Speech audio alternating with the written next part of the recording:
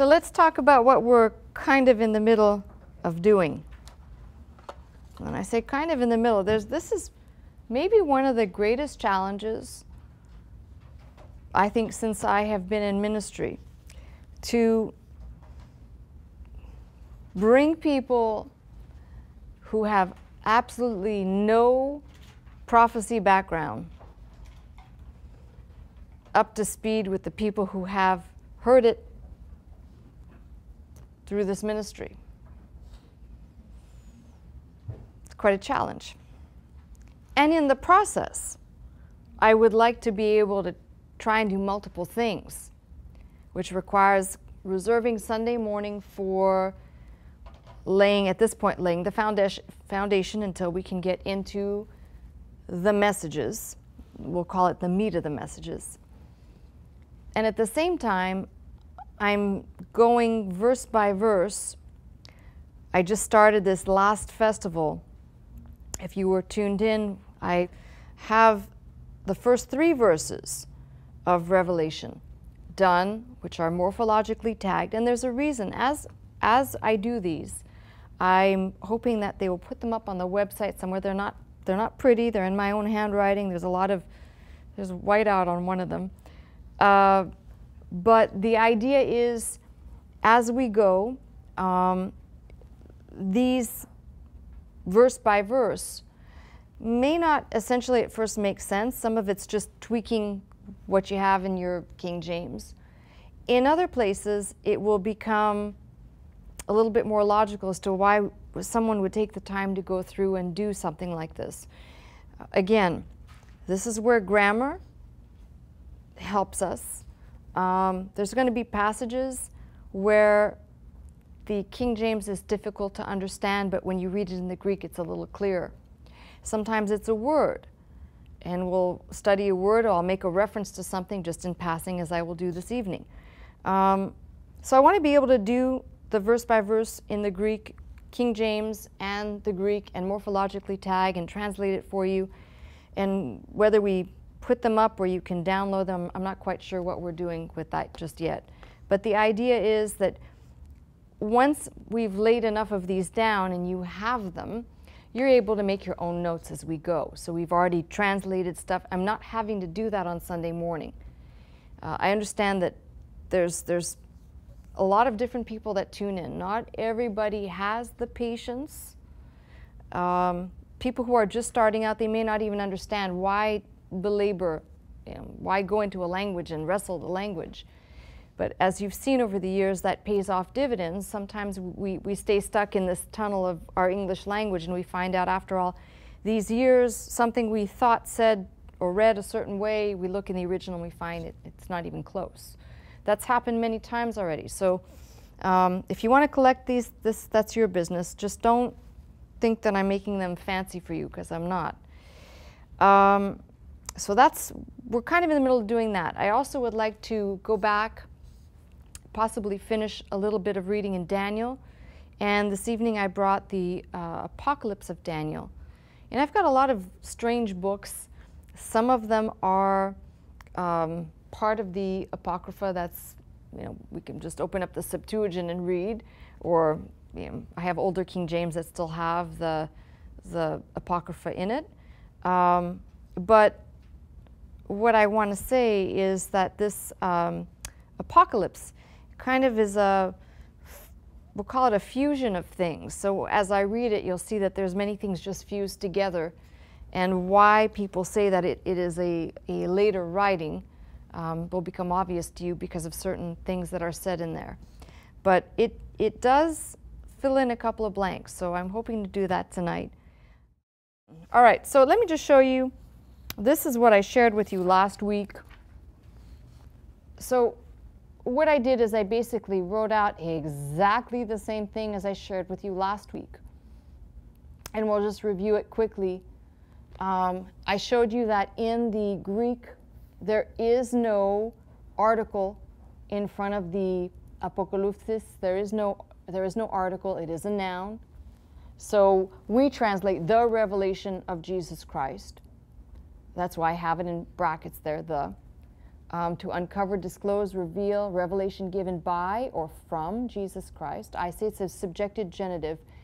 There are many people who have tried to make this an objective genitive, which would make it the revelation about Jesus Christ. And the only problem with that is if you keep reading, you realize it cannot be objective, because, as it says, if you want to say even a revelation of Jesus Christ, which is from or by Jesus Christ, the next verse, which is which God gave unto him, which now tells you why it could not be objective.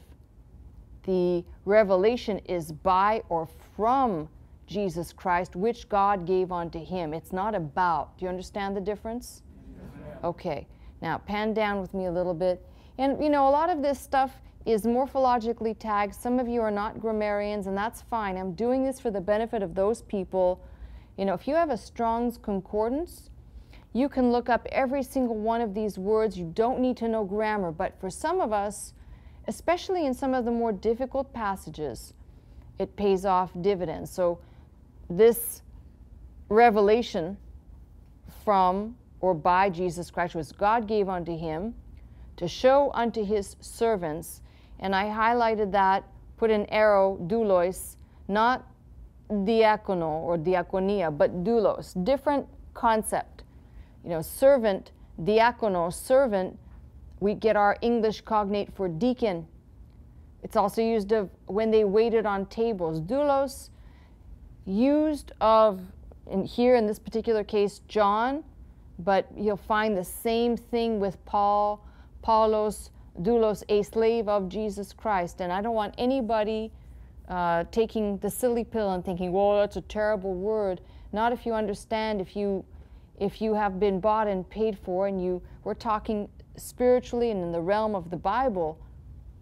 It's the greatest thing. Paul didn't have any issue with saying he was a slave of Jesus Christ. Neither, obviously, did John. If you pan down just a little bit for me, director, cameraman. Things which must shortly come to pass. And what I did with that translation is when these things happen, they will happen quickly or with speed. And the reason why I did that, I want you to just take a look, is because the genesthe, which is the word for, we would say, to become or to be, is an infinitive, aorist, and middle deponent. There is no active voice there. So combined with the verb de, which is indicative, which means factual, present and active. When these things happen, they will happen quickly with speed. All right, that's the first page. Let's take the second page now, and I will leave these so the guys can load them up for you if you're interested in following along. Okay, second page. All right. And he sent and signified it by his angel unto his servant John. The second word that you have there, which is seminin, which he gave a sign or he made known. This is a very favorite word of John. If you read through, and I put the examples, I think there's much more than that, but I wanted to show you in the Gospels where I believe this, John 2:11, I think, is where Jesus turns the water to wine and says this is the first sign or the first wonder that he did.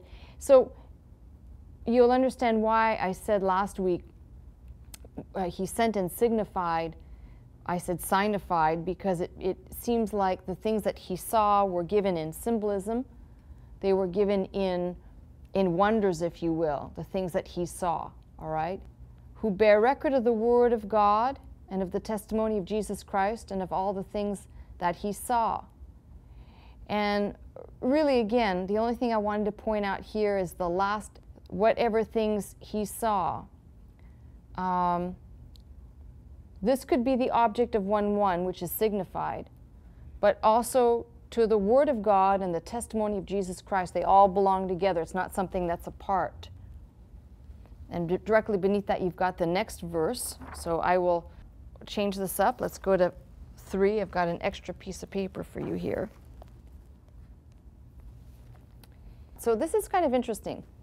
In the King James, it reads in the King James it reads, "Blessed is he that readeth, and they that hear the words of this prophecy, and keep those things which are written therein, for the time is at hand." Now what's interesting about this, first of all, is the word for blessing, blessed, is the same. This is the same word that occurs in the Beatitudes, makarios. The same word that blessed are the poor, blessed are, same word. So it's interesting that 1:3 is actually somewhat of a beatitude, if you will. And then if you notice, I've got B's, reading, hearing, and keeping, because they're all in the same verbal tense. They are all participles, present, active, nominative. And it's kind of a cluster together. These three words are kind of clustered together, where I think a lot of times emphasis is put on certain verses of Revelation. For example, write the things which were, or the things that thou hast seen, which are, and which shall be. That has emphasis for what John is doing, which pertain to past, present, and future. This particular verse, if you read it right, people tend to think, I don't think there's anything put in this book that's by accident. So, blessed is he that readeth, and they that hear the word. Somebody might say, well, why would why would somebody take the time to read Revelation? Those are the people that say it's hard to understand and it's hard to deal with, and I don't understand anything. Well, it just says right there, if you want a reason, blessed is he that readeth, and they that hear the words of this prophecy. That's simple enough. That gives you reason enough. Part of it is it's in the canon. It's part of the 66 books. And let's take a look at the last line in there. So the last line says, "For the time is at hand." And the only thing I wanted to point out there is there are two words for time in the Greek, Kairos and Chronos. We get our word chronology or chronological from the Greek word chronos, also to keep time. Kairos represents more of a season or a set time versus the time on your watch. So if you go back and just make a note for yourself when he says, "For the time is at hand," which does not mean, as some people have even translated this, "must shortly come to pass," or "the time is at hand," as something that will happen, okay, and it hasn't happened now, therefore. And that's an error in reading, specifically when you recognize the Greek word kairos, not chronos. So the Greek is very specific, and that's one of the reasons for doing this, is to just make certain notes that you can put down somewhere and realize these words speak to us with great precision. So if somebody says, well, the time is at hand, or things that must shortly come to pass, and it's just read through the English, you're going to be reading it thinking, well, then how come it hasn't happened?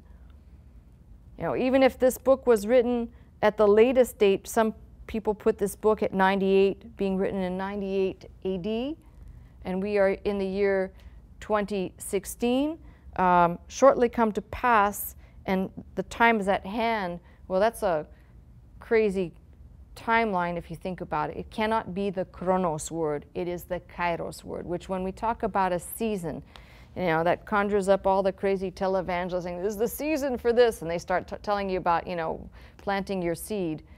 But there are seasons or set times in God's book.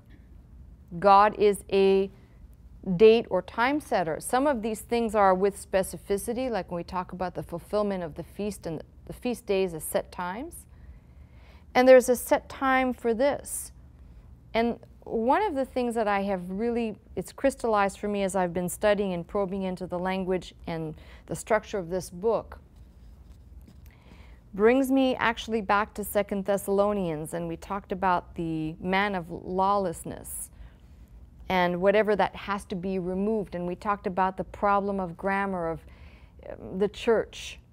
The church, and some people speculated it's an angel, it's a spirit, but the one thing that is very clear to me is as we get into this book and we see the Lamb, who is the only one who's worthy to open up the seals, he is the one who sets things in motion to essentially begin the end, if that makes any sense. He's the one. And so we can talk about and I'm certainly not opposed to this, the spirit of saying we are a restraining force as the church, as long as we are not succumbing to the people that say, be transparent, comply with these different agencies that want to see your church books, or, well, to me, anybody who does that, who's running a church, isn't running a church, and they shouldn't be running a church. That is the thing we need to stand against when people say, I want to see where the money's going. My reply is, try that with the tabernacle. And I'm pretty straightforward. I've spent the last 10 years with some very dedicated people cleaning up, making everything extremely, when I say extremely clean, there are no spider's webs anywhere in the internal workings of the church. But God help the person that says, open up. And this is not throwback to Dr. Scott's day when there was, you know, the Attorney General or whatever else going on. I'm just talking about the spirit that is now. We still have to be vigilant to not succumb to that. The temptation to blend and be part of what everybody else is a part of is very, very strong. Turn on your TV. I know that television does not represent every single church in America, but you turn on your TV and watch a quote-unquote religious program, it's all sold out. There are very few people who will actually buy airtime to spread the gospel and just preach the gospel. Why? Because it's not profitable. But I turned on my TV a week or two ago and a guy was selling vitamins. The name of the program was, we'll call it Fitness Church, okay? And it twisted, absolutely twisted, referred to the tree that's for the healing of the nations, and that's why God told us that we have to eat things that come from trees, because of that scripture. I'm just saying, there are the things that we have to be careful of. The admonitions are in this book. Then the last days, men will be lovers of themselves. They'll be scoffers of those people who stay the course. But ultimately, the one who has the control to say it is time, when all things have been essentially lined up and have come to pass, who opens up the seal that lets the Antichrist appear on the scene? So we have to be mindful. We have the work of faith to do and to stay grounded, rooted and grounded in the Word of God. But let's not get crazy and, you know, drift off into these other places. So my point is, in studying even the smallest detail, we'll find things that are applicable to today. I don't want to get into too much current events, but when applicable, politically or in a geographical realm, we'll discuss it. All that's to say that I think it's pretty clear God's in control. And things have to line up to a certain time and place. You know, people talk about what goes on or what happens in the Middle East, you know, what has been happening. And we had our Secretary of State, I don't know which version of that, you know, each one has a plan, and they're going to have, you know, they're going to have talks, and we're going to have peace, and everybody's praying for peace. And they're you know, people who are praying for peace, they're praying for the end. Just remember that. Anybody you meet that says, I'm praying for peace, reveals their ignorance, because they're actually praying for the end, because that's when the end will come. The peace plan that everybody buys into and everybody accepts and everybody thinks is that's it. And everybody comes to the table and signs on the dotted line. That's it. Now, if you think in reverse. You hear of wars and rumors of wars. That's why Christ said, don't be worried about it. I love the fact that you can, if you're really reading this book, you can find a lot of what Christ said is blanketed right there in perfect truth, in lined up, you know, precept upon precept, if you will, to confirm itself. Now, we're going to take a quick break, and I need you to make your reservations and your commitments. And when we come back, I'm going to share the Apocalypse of Daniel with you, a little bit at least. Get on the telephone. Okay, I told you that this Apocalypse is a later writing, but it's interesting because it has things in it that I think kind of make the whole flow come together. But I have to warn you about something. There are, just like the Peshitta does, this version confuses people. I will read it exactly the way it's intended, but sometimes, for example, they'd be referring to Belshazzar, and in the type it says Belteshazzar. You'll see exactly what I mean. And I'm just jumping in. King Nebuchadnezzar came up against Judah and besieged it, for God had delivered it into his hands. He plundered and destroyed it, made it a tributary, and brought it into captivity. He also took the treasure which was in the temple of God and all the service implements of the sanctuary, the gold, silver, cups, bowls, forks, pitchers, the altar table, the 7-branched lampstand, the inner golden pillars of the tabernacle, and that great ephod which the high priest wore, which had the 12 stones on its shoulder and the names of the sons of Jacob inscribed on them, as well as the priestly vestments, the precious stones, and I'm assuming that's the Urim and the Thummim, sapphire barrels which were in the sanctuary at the time of King David and Solomon his son after him, the entire treasure of King Solomon, and all of the kings who were after him in Jerusalem, even the great golden throne on which King Solomon used to sit. And King Nebuchadnezzar took away the booty and the spoil of Jerusalem, as well as women, children, cattle, beasts, garments, fine ornaments, together with silver and gold. He took his, it says, God's glorious implements with him and brought them to Babylonia. We too were in captivity and in exile, I, Daniel, and all the young men of my age, sons of Jewish men chosen to serve in the king's palace and to stand in the king's palace according to rank. The great God of my fathers bestowed upon me a spirit of wisdom, a spirit of knowledge, and a spirit of understanding, and I excelled in every kind of wisdom over those of my age who were with me in the land of Babylon and of the Chaldeans, because I kept the commandments of my God, and also because I did not do evil against the laws, his laws and judgments. I revealed and explained what would happen in Babylonia concerning everything that had happened to the former kings who were in Babylonia in those days. I was standing in the gate of the king of Babylon, in the royal house of the Chaldeans. Yet none of the wise men, Chaldeans, or concealers of judgment was able to triumph over me in Babylonia.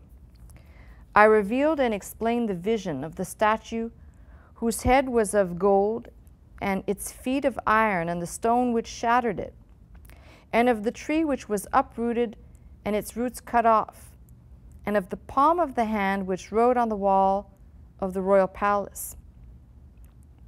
All the prophecies and visions were revealed to me while my accusers, Chaldean men, threw me in the lion's den. This is like a voilage. It's like a blending of things. You can see all of this kind of being woven together.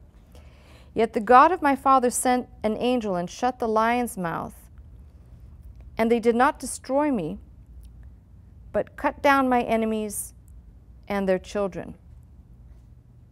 Now, somewhere in some other apocryphal book, and I have to find it, they have Habakkuk going to feed Daniel. It's very crazy. I mean, connections of these are later things, of course, so then you have to ask the question, who made these connections or who drew these lines together? So you're going to see a few of these in here that may be a little bit strange. But when Nebuchadnezzar went mad, and here it is, and when Belteshazzar his son, it should have been Belshazzar, ruled after him and took over the Chaldean kingdom, he invited his nobles, his lords, his wives, his concubines to a banquet, and brought in the golden and silver service implements, the cups and the bowls from the house of the Lord in Jerusalem, which Nebuchadnezzar, king of Babylon, had brought from the house of God. From them the king of Babylon drank wine, he himself, his wives, his concubines, and so reviled the living God. Then the palm of the hand of anger was found, and wrote in this way concerning the king what would befall him. And the living God was angry with him. It's kind of interesting when you see all these things blended together. Now this jumps from one place to another, so just bear with me. King Sennacherib went up from Assyria, from the city of Nineveh, and took possession of the entire land, which was King Belshazzar's, and he ruled in it. Then Esarhaddon, his son, assumed kingship after him over Assyria and Nineveh. At that time the Babylonians and the Chaldeans drew near and slandered me to Sennacherib, king of Assyria, who then sought to carry me off and kill me. Then it was revealed to me by my God, the God of the Most High, that it was Satan who had incited him against me. So I withdrew to the land of Persia, to the royal palace of King Cyrus. See, what we don't put together, forgive me for saying this, but what we don't put together when we're reading Daniel, you read, he's with Nebuchadnezzar, and then 531 ends with Belshazzar being slain. And then the 6th chapter opens with Darius over the kingdom. And later on, you have Cyrus in there as well. So it's kind of interesting that however this was put together, it has Daniel withdrawing to the land of Persia, to the royal palace of King Cyrus. While I was there in Persia, God endowed me with honor and friendship on the part of King Cyrus. I was brought before him and told King Cyrus everything that Nebuchadnezzar, king of Babylon, had done to the land of Judah, to the citizens of Jerusalem, about the spoil and the booty which he had brought from there, about the golden cups, the implements of beauty, the temple, from the temple of the Lord, which Nebuchadnezzar, king of Babylon, had brought from the land of Judah, as well as about the sapphires, the precious beads which were kept in the treasury of King Solomon, which he had taken as spoil and brought to Babylon. And I urged Cyrus, king of Persia, that he should march against Babylonia, fight against it, capture it, that he should seize these treasures and those implements of the sanctuary which King Nebuchadnezzar had brought to Babylon, and it remained there. The great King Cyrus arose with an army of horsemen, and with many chariots of the Persian and Elamites. They went and they besieged Babylon, breached her walls, demolished her towers. They captured her and entered into her and laid her to waste. But King Sennacherib fled the city, went to his former land, to Assyria and to Nineveh. The great King Cyrus entered into Babylon, walked around in her and the entire treasury of the Babylonian king. He plundered Babylon, led her into captivity. He took the golden and silver implements as well as all the service implements which King Nebuchadnezzar had brought from the kings of Judah. The entire treasure and the booty of the kings of Babylon was found among the Chaldeans, Babylonians. King Cyrus took them. And I, Daniel, was wise, knowing all the implements, and showed them to Cyrus, king of Persia, the implements, that is, which were among the Chaldeans and the Babylonians, all the implements which had come from Jerusalem to the land of Babylon. King Cyrus handed those implements over to his chief eunuch, the service implements, the cups, the bowls, the buckets, forks, and that's where that ends there, I guess. No? On to the next, yes. Forks, pitchers, altar tables, it's repetition, 7-branched lampstand, the beads of beryl which were attached to it, precious stones, pearls, pillars, golden dishes of the tabernacle, that great ephod that the high priest wore, the 12 stones that It had on its shoulder the names of the sons of Jacob inscribed on them, the vestments from the time of King David, and the golden throne which King Solomon used to sit. Everything which was found in Babylon, which King Nebuchadnezzar had brought, King Cyrus carried from Babylon, brought it to Elam and to Persia. Babylonia submitted to Persia and Elam, as I had foretold Belteshazzar. Told you it's a little bit confusing. Based on the palm of the hand which was written, some of the words of God on the palace wall, that his kingdom would be given to the Medes and the Persians, because they had drunk from the implements of the house of God. As they were going up from Babylon to Persia and Elam, King Cyrus put these implements away with great reverence. It was shown to him by God that he should go and deposit them in the mountain of Elam, in the mountain called Zelai, after the name of the Mount Sinai, in order that they would keep them there until a later time. Now, you who know the Bible know that there are places that the Jews will flee to.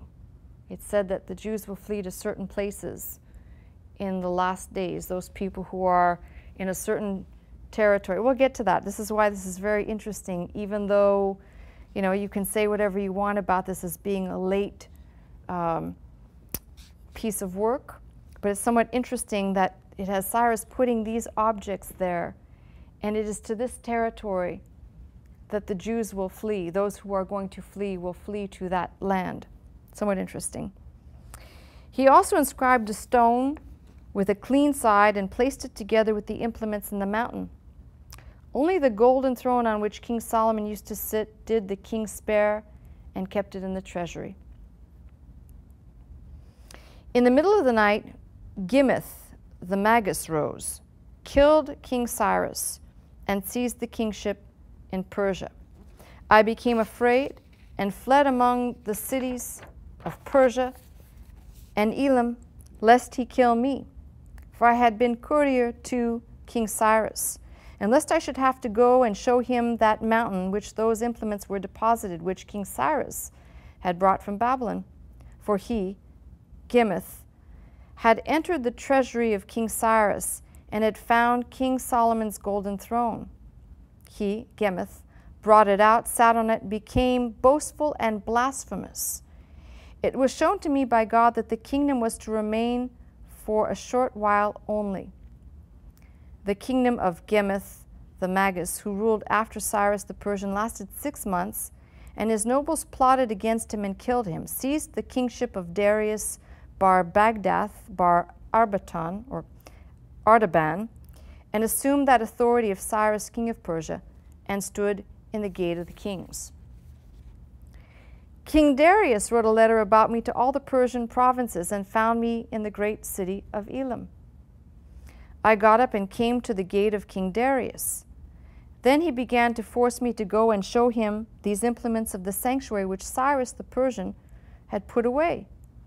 For he had seen the throne of King Solomon, which Nebuchadnezzar had brought from Jerusalem to Babylon, which King Cyrus had brought up to Persia, because he had seen its splendor and beauty, whose likeness no human hands could fashion.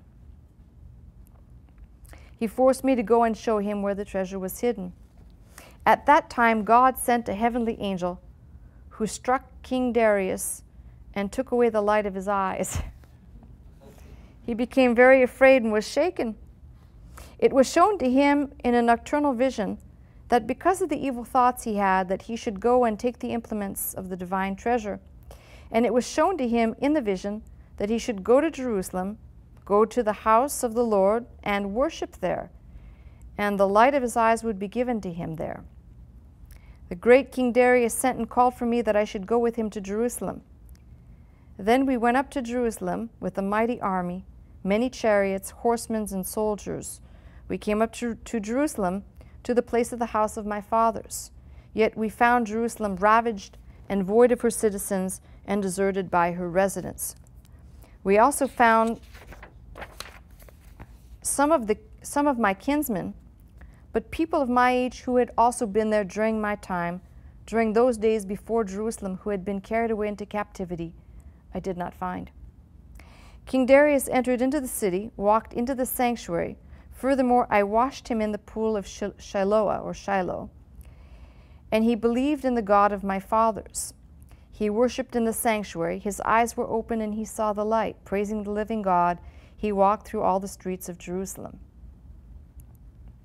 King Darius summoned all the elders who had grown old, who could be found in Jerusalem, and all the priests who were spared from King Nebuchadnezzar's sword, and all the old men who had grown old in years. He inquired of them, and they told him about the treasure which King Nebuchadnezzar had taken from there, about its beauty, and about the temple implements. Whenever King Darius inquired of those elders, they reported to him truthfully. They instructed him about each thing in their places, and he gave them generous gifts. Everything which I had reported in Persia and Elam concerning Jerusalem, he found to be true. Darius led with some of the priests and elders, and they went with him to Persia and to Elam. As they were marching, King Darius took control of many cities and conquered them, as well as great cities, and many places came under his authority. He also acquired the land of the water. I'm going to read on, but I'm going to ask you to do one thing before I do. I'm going to ask you to get on the telephone. I need reservations and commitments. Come on, get busy. Depending on which sources you read, if you consult the works of Josephus, Josephus has Daniel building some type of structure at Ecbatana, and depending on if you read that, or if you read somebody like Ginsburg, who says there's no doubt that Daniel had to die in the land of his fathers. There's a lot of questions, but the transition right now from what I just read into where this book goes, you'll see that there's a transition just now from, we'll call it historical, if you want to consider it historical, to well, you watch the changes that occur as I read. So, according to this, Daniel goes with Darius. I went with him to Persia and to Elam. Their great prophecies were revealed unto me, and I revealed surpassing visions without end, without number, mysteries and seasons and signs and wondrous visions, and expounded the times when the days of this age are ending, and the end of completion. That which the Holy Spirit had shown Daniel in Persia and Elam during the days of King Darius, that which is yet to come, and which is hidden to be revealed at the end of days, at the end of seasons, and at the end of the consumption. And there's a blank here because it's missing in the original. In 7 weeks, in the season of seasons, at the completion of times, the day and the mystery are to come. Wondrous is the vision which will be revealed at the completion of times, and at the end of days, and at the end of seasons, and also at the completion of the rulers of Zion, and at the completion of Jerusalem. The wise and those who keep the covenant will understand this book, and at the end of ends, let them be moved by it. The peoples of the north will revolt. There will be much motion and a great earthquake on the face of the earth. And there will be these signs, like the voice of angels, like the tumult of the heavenly armies, it will be heard. There will be a great uproar from heaven until high mountains will be made equal to plains. Are you with me? Then will be gathered the four winds of heaven, one to another, and there will be a great and vicious battle. Also the corpses of the slain will be gathered like mounds. The western horn will rise and break the winds of heaven, and it will hold fast until the end of days. Signs will appear on earth, a commotion in the islands, and fire will be burning on them day and night. There will be these signs in those times. The sun will be blotted out like sackcloth, the moon clothed as with blood. The earth will quiver and the sea, and many people will fall. And in those times there will also be a fallacy on earth. A son will renounce his father, a brother his brother, a friend, even a friend will deceive his friend. God will reject the earth. In those days there will be great famine and pestilence, much rebellion, heat and blight, the sword and locust and crawling locust, which will devour the grass of the land. There will be in those days a great darkness covering the earth, a gloom for generations. The earth will conceive deceit and will travail and bear iniquity. Dew will be withheld from heaven, rain from the clouds, fire from the sun. Fire from the sun will devour the stones of the earth and inflame the northern regions, and it will be burning day and night, while devouring dust and roots and stones and trees. In those days the earth will be in an uproar, and the sea. People will arise against people, kingdom against kingdom, cities against cities. The strongholds of the earth, one against the other, will rebel. In those days will go out of the four winds of heaven to make the requital of anger from the midst of the earth. They will begin to strike and to destroy with the sword and with pestilence, also with all kinds of trials. After this there will be silence on earth, and peace will abound. Those who dwell in the world will be healed. The earth will be constrained by its inhabitants, and the seas and islands will be filled with settlements. Settlements and habitations will become towns, and villages will grow. Earth and sea will be adorned with towns and villages, as well as palaces and buildings. Towns will be erected on the mountains, and walls and towers in the plains. Then underneath the silence of the winds of heaven it will be stirred. Heavenly angels will walk on earth. The earth will be constrained by its inhabitants, the sea and the islands by their settlers. They will be given a treacherous sign and a deceiving spirit. And in every place, in cities and palaces and buildings of corruption, will abound. At that time winds of the sea will turn around, dust will fall from heaven to earth, mountains will be raining down ash for many days. You thought you had problems. The days of the months will be short. The days of the year will go by quickly. The courses of the sun and the moon will be changed, and those times will be filled with deception. The winds of heaven will be bound and will not blow. These clouds of the firmament will be held back and will not traverse the sky. The rain will not descend from heaven. The sun's light will not fade, or the sun's light will fade, and its light will be like that of the moon. The light of the moon will not be seen. The stars will not shine. Darkness and gloom will reign on the face of the earth. Evil will abound on earth among the inhabitants of the world. The earth will withhold its fruit, the mountains their vegetation. A noise will be heard from heaven. There will be horrors and chasms on mountains. There will be fear and trembling in various places. With the light of lightnings and the sound of thunders, the clouds of heaven will move to and fro. Heavenly angels will appear on earth like human beings. At that time the pillar of fire will appear from heaven and will reach to the ground. Darkness will be on the earth for many days. The sun will not rise, neither will the moon traverse the sky, neither will the stars be seen. During these times the cities of the sea will be covered. Also larger cities will be overflown by the oceans.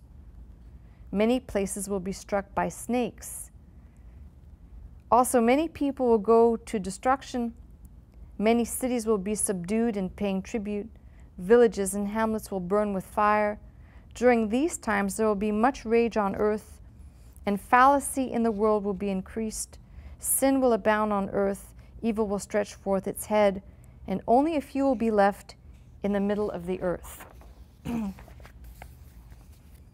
Just for your encouragement.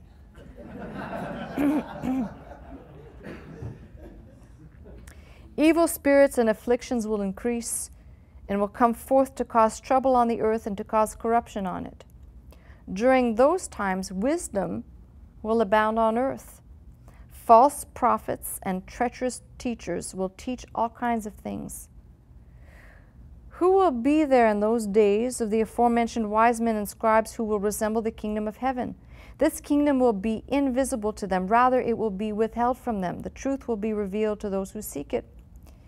In those days there will be a tumult, day and night. Lofty palaces will fall. Many people will perish. High buildings will be cast down, and they will become tombs for their inhabitants. Many villages will be tossed into the sea, their inhabitants gone from the rushing flood. During those times, there will be scarcity on earth with much oppression. The people will be robbing and plundering what does not belong to them. There will be much fallacy on the earth. True things will be deemed false. What is false will be believed. Truth will pass away from the earth. The kings of the earth will lie, and its judges will be perverted in order to reconcile a righteous judgment with dishonest richness. The world will be hard-pressed by its sins. Of all of its habitations and cities will be in an uproar, and villainy will appear on the walls of their towns. And the people, they will be filled with deceit. They will be prepared to pronounce fornication and injustice. In laziness they will hasten to recompense iniquity for righteousness, and wickedness for goodness. Also their kings will become arrogant, and their truth will be deemed a lie, their wealth rejected, their loftiness diminished. In those days the springs on the earth will be wanting, the founts of the earth shall fail, the rivers will be dried up. Summer days will be winter, winter days summer. The days of the year will be mixed up. Division will fall on earth, zeal and rebellions among the inhabitants of the world. A son will silence his father in court, and a daughter-in-law will strive with her mother-in-law and will drive her out. In those days the land will be measured in a span, and a cubit of the land will be bought for a mina. Vengeance of anger will visit the earth. The area requiring 1 core or seed will yield as little as 1 seah, and 1,000 vines of the vineyard will yield as little as 1 measure of wine. Many will sow, but not reap. They will beget children, but not rear them. A man will do business day and night, but he will not have enough bread. Fathers will bury their sons, and sons will bury their fathers, as it was during the years of previous generations. And in those days, the islands will be dashed into the sea, and those who travel the sea will be cut off together with the islanders. It's kind of a very grim picture, and it continues, by the way, all the way through several chapters. And it seems like there comes a point towards the end where it changes again. But just to give you an idea, I just jumped to, I think, what is the last few chapters, which go to, then the New Jerusalem shall be built, Zion will be completely inhabited, the mighty Lord will build Zion, his holy Christ will shine in Jerusalem, mighty men will build her walls, holy angels will complete her towers. So it seems like what is described in here, and it's described in several different ways, repeated in several different ways, describes a period of time which seems to be an adequate description of what it might be like on earth in the last 3.5 years, which we don't have we don't have this minute detail in Revelation, but it's kind of interesting that that's put down here, and then it jumps obviously to the end of time, New Jerusalem and so forth. The reason why I was intrigued by this is there are details in here. Some of it is obviously scripture that's pulled and woven in. Others, what I realized is that from reading other apocryphal literature, there's woven in here things that appear in other apocryphal writings. So it kind of piqued my interest. There's another one of these very similar in its body of work, which is the Apocalypse of Baroque, sometimes also called, I believe, Second Baroque, which has some components similar to this. But what was interesting to me is that when we read the time of tribulation, when we read about the time of destruction, of the things that are happening on the earth and in Revelation. We begin to read of what's going on or what is happening. It seems to me that we've got no more than a few chapters, descriptions of things which seem or could seem rather vague, although I don't think there's anything vague about locust demons. But my point is, there are things that are said in Revelation that basically give the idea of detail that's given here. And even if this is a later writing, I'm not opposed to reading a later writing. The details that are given in there are very interesting. If you think about it, when destruction comes upon the earth, and we talk about, we see an earthquake, for example, that last big earthquake that shook Japan, and we saw buildings fall.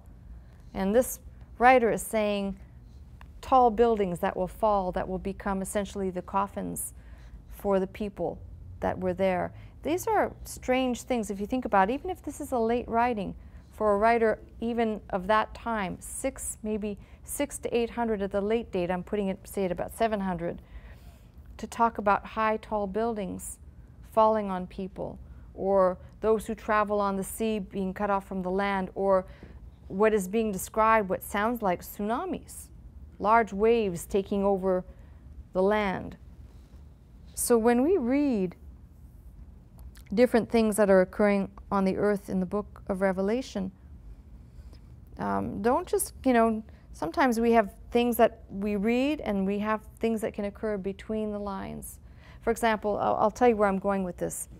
When we read in the book of Exodus, when God sent Moses and the various plagues fall on Egypt, we don't read necessarily about what happened in great detail to the people. We only know that it rained down. Let's just talk about there were frogs everywhere. We don't necessarily read about the details. We hear about the event. We've got the same kind of concept where we've got events happening. We don't necessarily have minute details. So this interested me, and if I feel compelled to, I'll read again from it to give you the rest of it. It's a lot of gloom for one night. But just to give you an idea, for example, when in Revelation 9, it begins to talk about these locust demons that are being unleashed. And they're told they should not hurt the grass of the earth, neither any green thing, neither any tree. They're not to do that, but it says, it was given to them that they should not kill them, but they should be tormented 5 months. And their torment was like the torment of a scorpion when he striketh a man. You keep reading, and these people are trying to find the men that would desire to die, and death shall flee from them. Well, that's one level of things. If you keep reading, you've got several different instances. For example, these people, these locust demons rather, they will not hurt the earth, but they will torment the people. But elsewhere we're told about a third of the earth being destroyed, a third of the land, a third of the water. We're talking about things where, well, what could destroy that? And we could simply say, well, it'll be destroyed. But I tend to think, reading between the lines, fire will consume. Well, fire can be a bolt of lightning that starts that fire, as well as fire that just appears. I'm just saying this seems to give some details into those things that we might say, okay, here's one thing to look at, here's another thing to look at. And when you start reading through this, you find that there's definitely what I would say a little bit of connection to Scripture between the Apocalypse of Daniel and some of the events that are described in the book of Revelation. So we're going to take a quick break, and when we come back, I'm going to try and locate at least a few of these that we can make some comparisons with. Right now, I need you to get on the telephone. Get busy. I should have started reading just a little bit earlier in the 8th chapter. And the 7 angels, which had 7 trumpets, prepared themselves to sound. The first angel sounded. There followed hail and fire mingled with blood. And they were cast upon the earth. A third part of the trees was burnt up. All the grass was burnt up. The second angel sounded, and there was a great mountain burning with fire. It was cast into the sea. A third part of the sea became blood. You think about it, I mean, we're given these bullet points, if you want. I don't think it's far-fetched. I think sometimes, you know, we read some of the apocryphal writing is very helpful. It fills in the blanks, gives us details in some areas that otherwise if we didn't have those, we wouldn't be able to glean understanding. But it's interesting that this writer, whoever this writer was, mentions certain things that I think even for that time are so far in advance. We live in an age where we understand dwellings to be tall, you know, skyscrapers, buildings, multiple story buildings. Unless you lived in a palace, you lived in a structure that maybe had 2 stories. So just to understand some of what that writer was saying, and, you know, fill in the blanks. I mean, I think we talk about the destruction that's going to happen and what's going to happen upon the earth in the last 3.5 years, or the final 7 years. I think we haven't even painted an adequate picture. I think this is why I'm troubled at times. I think the real reason for studying prophecy is not to, as I've said many times, not to have the crystal ball to be able to say, oh, we can see the mysteries of God. But it is, and it should draw us so much closer to God, because we understand He's in control. And the things that have been done on the earth and in the earth, the things that only He can right, He will. And that, by the way, requires, I do believe this is why we read about the new heaven and new earth that will be, because what we have done from the beginning of from the fall until the now is perpetuate Satan's device, it worked. All we've done is perpetuate. There's never been on earth until the coming of Christ and not until He comes back, perfection on earth. So when you think about it, it makes perfect sense to read these things. And some people say, well, it's very scary to hear this is going to happen. You know, this is going to happen on the earth. But I believe God cannot leave the earth alone. All things, by the way, remember I started this festival by saying the earth is the Lord's, right? The tithe is the Lord's, the earth is the Lord's. He made it. He created it. When we talk about what's going to happen, what will happen on earth, must happen. There can't just be some indefinite, we just keep going and there's never an end. There must be an end. And what's beautiful is if you're reading through the whole Bible, you see that there's an end. We read about the millennial reign of Christ. We read about Satan being bound for a season, then loosed, and then cast into the lake of fire. There must be an end. Otherwise, if there's no end to the earth and there's no end to Satan, it means that we just continue, everything continues in its evil state in perpetuity, which is exactly why they were expulsed from the garden. He did not want them to stay in that state, in that fallen state forever, which would have been the case had He not driven them from the garden. They would have eventually eaten from the tree of life. So when I think about this, I think it's fascinating to me to read, and not because I like destruction, but to read about the things that will happen upon the earth. Now you can go at this from different places. I just read 3 or 4 verses out of Revelation, but if you read in Zephaniah talks about the great day of the Lord is near, the voice of the day of the Lord, that a mighty man shall cry there bitterly. The day is a day of wrath, a day of trouble, distress, a day of wasteness, desolation, a day of darkness, gloominess, a day of clouds, thick darkness, a day of the trumpet and alarm against the fenced cities, against the high towers.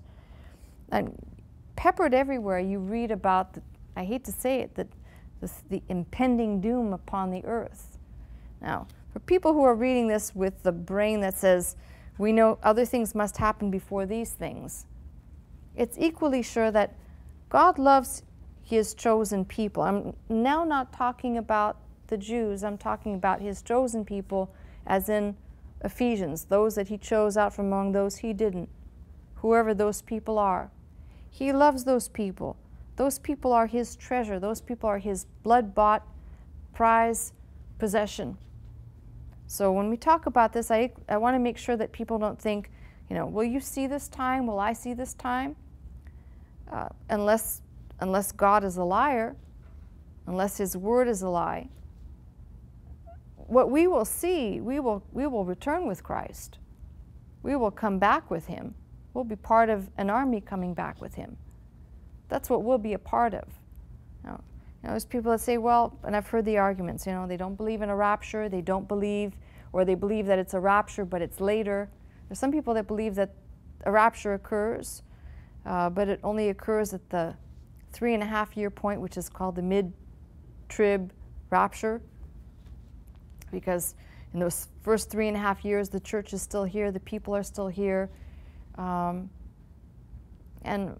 I'm sure that everybody's heard theories and hypotheses. The only thing that I know for a fact, for certain, is that God didn't save us to put us into another place of destruction. So those who belong to him, they will be with him.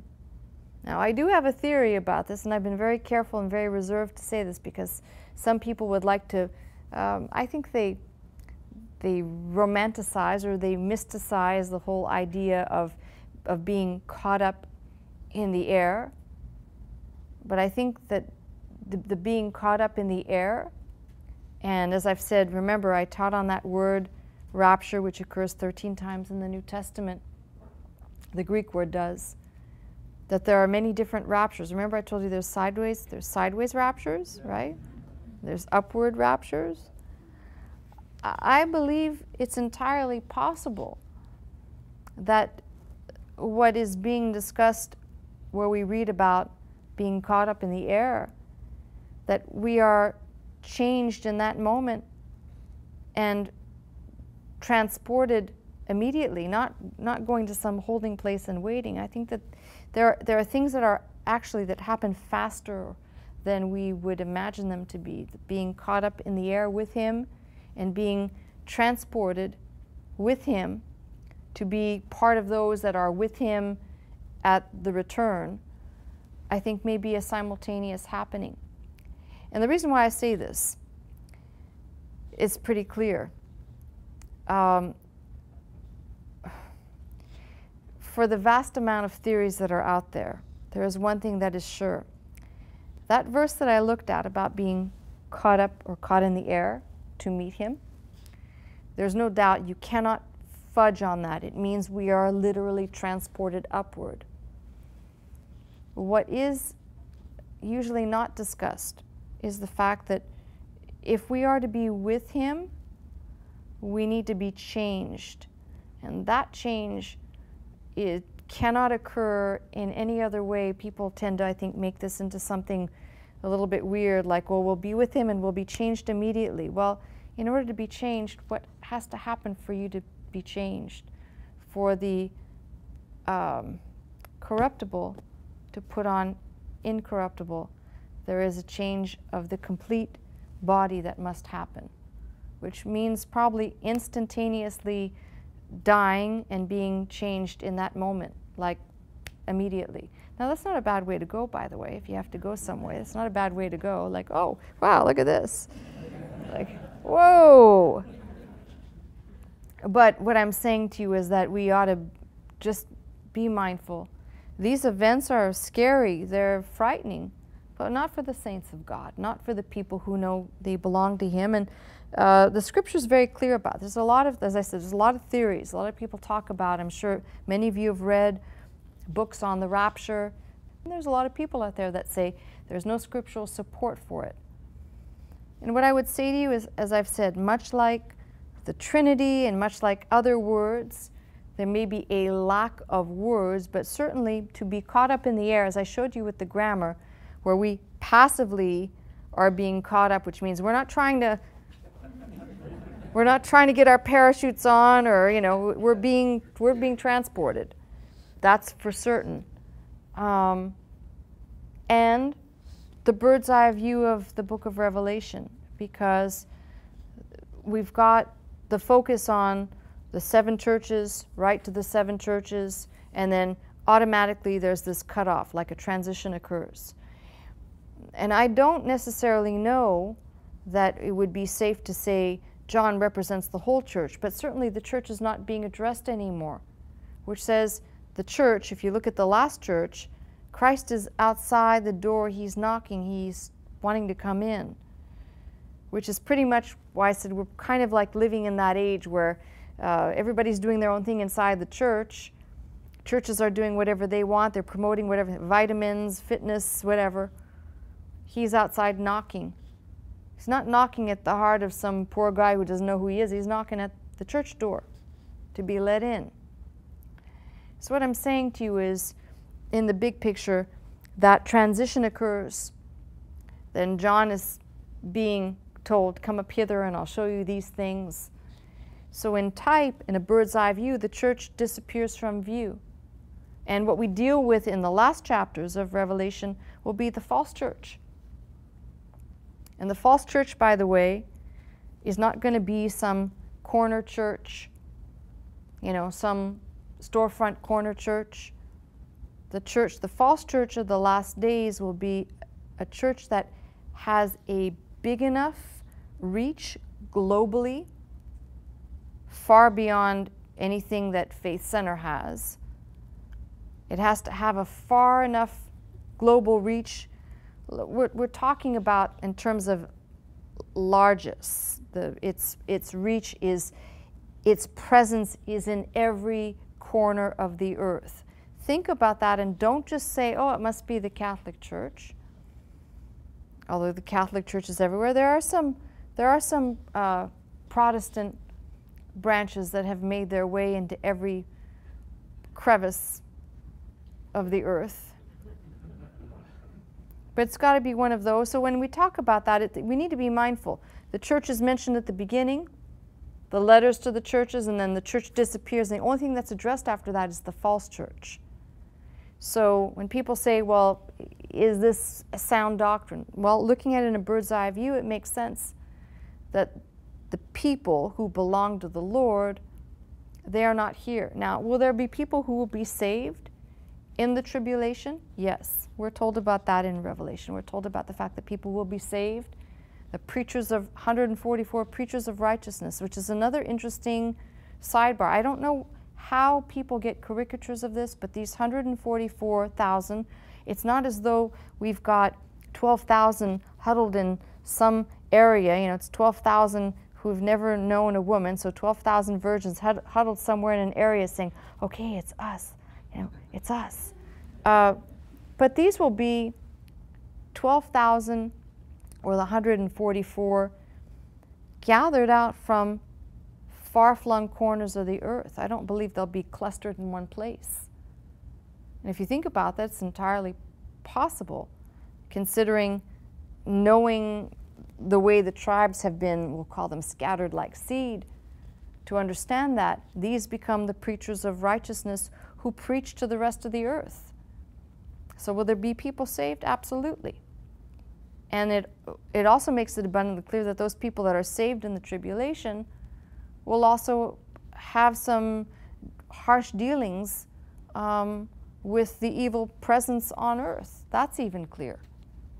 But the people who have been saved before, they are not going to be put through this ordeal. Now, I know there's, as I said, lots of theories, But looking at the book in a bird's eye view, you've got to look at it that way. And then you can approach all of these scary gloom and doom things and understand that's for the world that decided to turn their back on Christ. That's for the world who decided they didn't need Jesus Christ or refused to acknowledge Jesus Christ as the Savior of the world. Think about these things, and it becomes much easier to read through this, not easier as in, oh, it's a breeze, but easier to understand how God is going to punish the earth, as foreign as that may seem to some people whose idea of Jesus is he's only this warm and fuzzy type of guy. He'd never do any of this.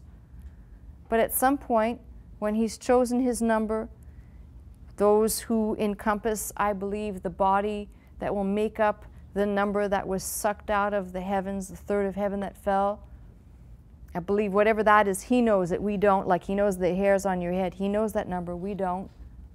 Which ought to be kind of scary if you consider the generations that have existed from that time to the now, and we're still here.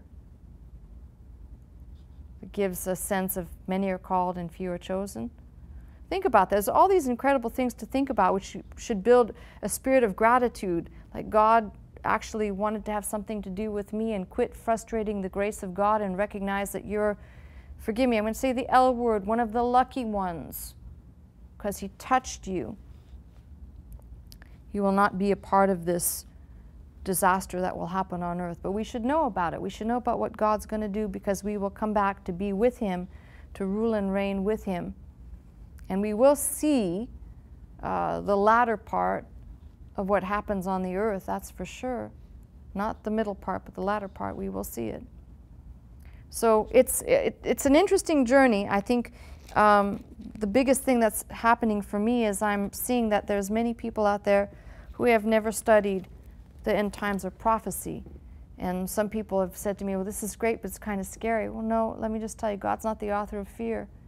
You trust him. As you trust him now, as you trust him for your salvation, as you trust him for your healing, as you trust him that he's in control of all things, and even the things that we're looking at, scary as they might be, who wants to, tell me, who wants to see or be around something that's got the hair like a woman, teeth like a animal, the body like, I mean, think about that, wings like a locust, tail. You want to see any of that? I don't want to see any of that. I don't want to be around to see that. It's bad enough sometimes walking down the street, the things you see. But God, in his grace, has said, this is what I'm going to do. This is what I want you. Remember how we looked at that verse 3. Blessed is he who reads, who hears, who reads, and who keeps. Just to understand that there's a purpose for this. And God is not going to put us in a position to have to experience, but he lets us see what he is going to do and ultimately what will happen. These forces that are the evil forces, the devil and his minions, Satan, the false prophet, the Antichrist, these that will have power for a time, but only for a time.